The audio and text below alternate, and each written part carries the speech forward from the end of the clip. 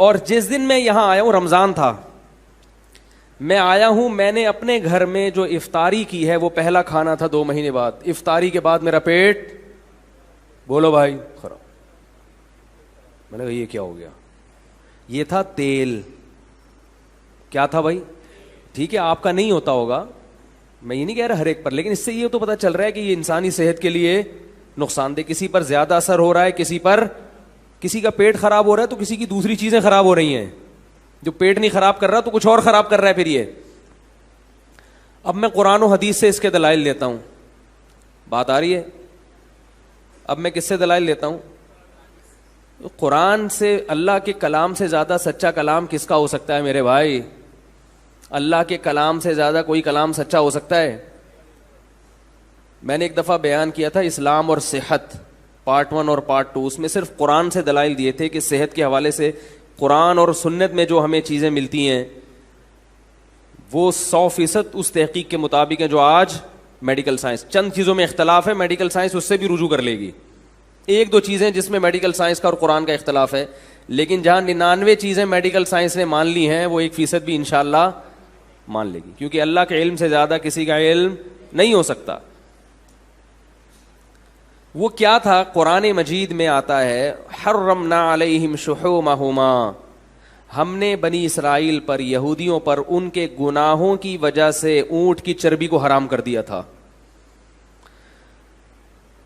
گناہ کی وجہ سے جو چیز حرام کی جائے وہ مصیبت ہوگی یا نعمت ہوگی؟ نعمت ہوگی نا. نعمتیں چھینی جاتی ہیں گناہوں کی وجہ سے. دیکھو آپ سے کوئی گناہ ہوا تو آپ پر یہ نہیں ہوگا کہ اس گناہ کی سزا یہ ہے کہ تمہیں جو ہے اب وہ نقصان دہ چیزوں پر پابندی ہے, اب تم چینی کے بجائے شہد کھاؤ گے. تم سے چونکہ جرم ہوا ہے لہذا اب چینی تم سے چھین لی جائے گی اور کیا کھلایا جائے گا؟ شہد. تو آپ بولیں گے بھائی یہ تو بڑا اچھا گناہ ہے بھائی. ہاں یہ ہو کہ آپ سے کوئی گناہ ہوا, اللہ نے شہد کی نعمت چھین لی اور چینی پہ لگا دیا, یہ سمجھ میں آتا ہے.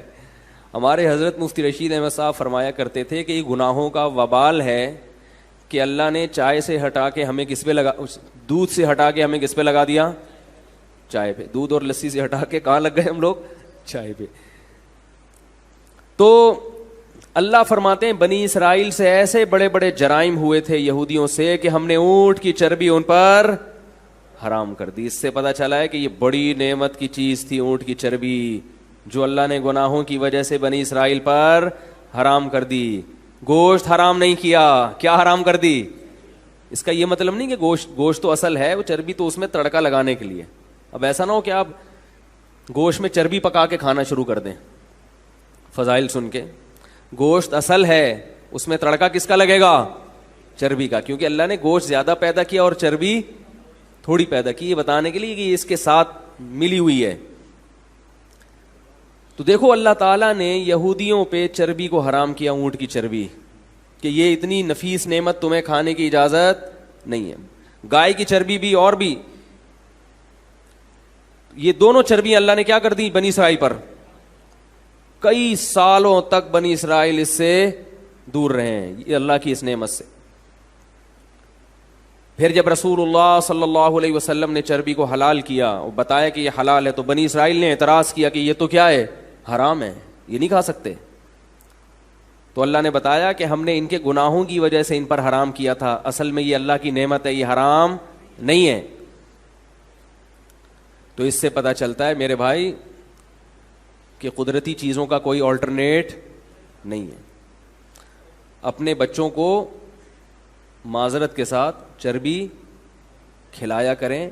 ایسے نہیں کھاتے تو چربی والا گوشت کو چربی میں پکا کے, یہ آئل سے جان چھڑائیں, پکا کے کھلائیں. سمجھ رہے ہیں کچھ دنوں میں عادی ہو جائیں گے, ان کو پھر مزہ آئے گا, پھر اس کے علاوہ کچھ کھائیں گے بھی نہیں. وہ دیسی گھی کھلا دیا کریں. البتہ ایک بات ہے کہ یہ طاقتور خوراکیں کھا کے اگر کسی کو نقصان ہو رہا ہے تو اس میں اس خوراک کا قصور نہیں ہے. وجہ اس کی یہ ہے کہ وہ اتنی پاورفل چیزیں کھا رہا ہے اور اس انرجی کو یوٹیلائز نہیں کر رہا.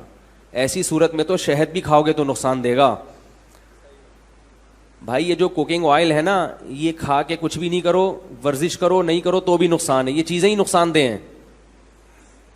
لیکن بعض چیزیں نقصان دہ نہیں ہوتی, انسان کا لائف اسٹائل نقصان کا سبب بنا دیتا ہے. اگر آپ شہد کھاؤ اور اس انرجی کو بھی یوٹیلائز نہیں کرو تو شہد بھی نقصان دے گا. وہ تو ظاہر ہے جب کھاؤ گے طاقت آئے گی تو کچھ چلنا پھرنا پڑے گا نا, کچھ ہلنا. تو روٹی بھی کھاؤ گے تو نقصان دے گی. کیا خیال ہے, غلط تو نہیں کہہ رہا میں؟ تو اس لیے کھایا کریں اچھی چیزیں, اور پھر تھوڑی سی ایکسرسائز یا کوئی محنت کے کام بھی کیا کریں تو فٹ فاٹ رہیں گے. دیسی گھی بھی کھائیں گے, اگر ورزش کریں گے یا اچھی اپنی انرجی کو یوٹیلائز کریں گے تو دیسی گھی دل میں وہ نقصان نہیں پہنچاتا. یہ چیزیں نقصان پہنچا رہی ہیں دل کو. دیسی گھی پینے والے ہم نے سنا ہے 100 سال تک. ایک صاحب یہاں ان کے ابا رہتے تھے, 100 سال میں انتقال ہوا, دیسی گھی پیتے تھے, لیکن پینے کے علاوہ بھی کچھ کام کرتے تھے. ایسا نہیں ہے کہ صرف پینا ہی شروع کر دیں. تو سمجھ گئے بات کو؟ تو قدرتی. اسی طرح یہ دودھ جو بھینسوں کا دودھ ہے یہ پیا کریں. ڈبوں کے دودھ سے بولو نا جان چھڑائیں. سمجھ رہے ہو؟ کوکنگ آئل سے جان چھڑائیں. اگر کوکنگ آئل کرنا ہی ہے, استعمال کرنا ہی ہے آئل آپ نے, تو یا تو دیسی گھی میں پکائیں. لیکن میں نے بتایا کہ دیسی گھی کا کفارہ ہے, پھر وہ کفارہ یہ کہ پھر ورزش کرنی ہے, اس کو چلنا پھرنا ہے, ورنہ وہ پڑ جائیں گے دھماکے کے ساتھ. ٹھیک ہے نا؟ وہ تو کوئی بھی طاقت کی چیز کھائیں گے نا تو پڑ جائیں گے. تو اللہ تعالیٰ سمجھنے کی عمل کی توفیق عطا فرمائے. اس لیے کہ جب تک صحت ٹھیک ہوتی ہے تو قدر نہیں ہوتی, جب بیمار ہوتے ہیں تو پھر دیکھو نہ دین کے نہ دنیا کے کسی کام کا نہیں رہتا انسان.